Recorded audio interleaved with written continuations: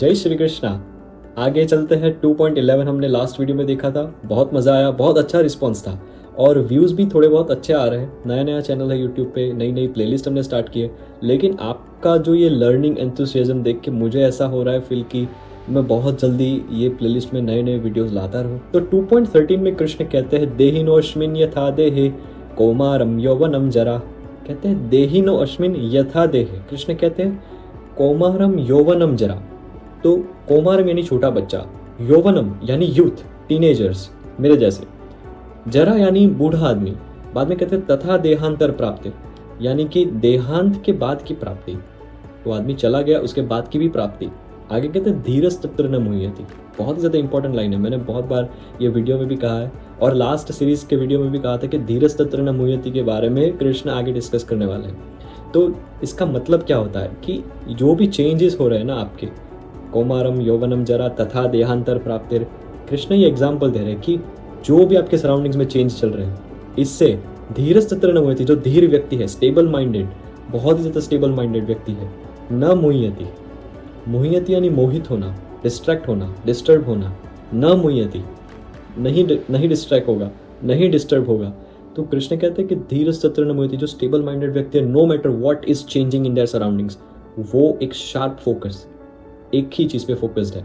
आगे का श्लोक भी बहुत ज्यादा इंपॉर्टेंट है। कृष्ण कहते हैं मात्र स्पर्शस्तु कौन्तेय शीतोष्ण सुख दुःखदा आगम अपायिनो नित्यस्त ताम ते तिक्षस्व भारत। कहते मात्र स्पर्शस्तु कौन्तेय शीतोष्ण सुख दुःखदा। जैसे शीत, सर्दी, उष्ण यानी गर्मी, शीत हो उष्ण हो, सर्दी हो चाहे गर्मी हो, सुख दुःखदा, सुख हो चाहे दुख हो। शीतोष्ण को सुख दुख के साथ कंपेयर किया है। कहते आगम अपायिनो नित्यस। आगम यानी वो आएंगे वेदर की तरह, सुख और दुख भी वेदर की तरह आएंगे। अपायिनो यानी चले जाएंगे, आकर चले जाएंगे। आगम अपायिनो नित्यस तामते तिक्षस्व भारत। तो अगर प्रॉब्लम्स आए भी लाइफ में, तो हर प्रॉब्लम्स के अंदर एक पॉजिटिव स्टेटमेंट है, तो वो पॉजिटिव को हमें ढूंढना है। बट ह्यूमन मेंटालिटी कैसी है कि अगर कुछ गलत हो रहा है ना, कुछ भी नेगेटिव हो रहा है, तो ह्यूमन मेंटालिटी ऐसी है कि वो पहले नेगेटिव साइड चेक करेगा, वो पॉजिटिव साइड कभी चेक नहीं करेगा। This is human mentality, this is proven कि पॉजिटिव साइड बहुत ही कम लोग ऐसे होते हैं जिन्होंने अपने माइंड और सेंसेस को रेगुलेट किया हो। वो पॉजिटिव ढूंढते हैं, नेगेटिव को ढूंढना नहीं पड़ता, नेगेटिव पे ध्यान ऑटोमेटिक जाता है, पॉजिटिव को ढूंढना पड़ता है। ये आपने ऑब्जर्व किया होगा। कृष्ण भी यही कह रहे हैं, मात्र स्पर्शस्तु कौन्तेय शीतोष्ण सुख दुःखदा।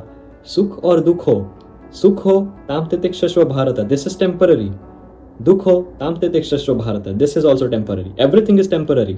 बट हम क्या करते हैं ना, बहुत ज़्यादा हाइपर, बहुत ज़्यादा एक्साइटेड हो जाते हैं। अगर कुछ बहुत ज़्यादा बहुत ज़्यादा विनिंग सिचुएशन चल रही है कि ये भी आ गया, ये भी हम जीत गए, ये भी जीत गए, आगे भी जीतते रहेंगे, तो ये मेंटालिटी हमारी कैसी हो गई कि बहुत ज़्यादा too much of winning at the same time. But अगर जीत की जगह वही सिचुएशन पे हार आ गई ना आपके पास, भगवान ना करे लेकिन हार आ गई, तो आप उसे बर्दाश्त नहीं कर पाओगे, आप टॉलरेट नहीं कर पाओगे, क्योंकि आपको जीतने की आदत पड़ गई है। और ये जो मूवीज़ के डायलॉग होते हैं ना कि मुझे जीतने की आदत है, ऐसा कभी नहीं होता। सक्सेस एंड फेलियर्स आएंगे ही, सबकी लाइफ में आते हैं, सबको प्रॉब्लम्स है, आप अकेले नहीं हो। बट कृष्ण सिर्फ यही कह रहे हैं कि स्टेबल माइंडेड व्यक्ति जो होगा ना, वो सुख में उछलेगा नहीं।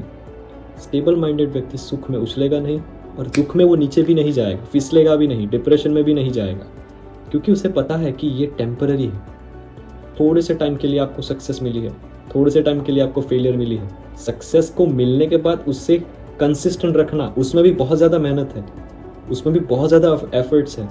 तो अगर आप ये सोचते हो ना कि उसकी लाइफ अच्छी चल रही है, उसकी लाइफ अच्छी चल रही है, आप किसी की लाइफ के साथ कंपेयर नहीं कर सकते, क्योंकि सबकी लाइफ में कुछ ना कुछ चैलेंजिंग थिंग्स होती ही है।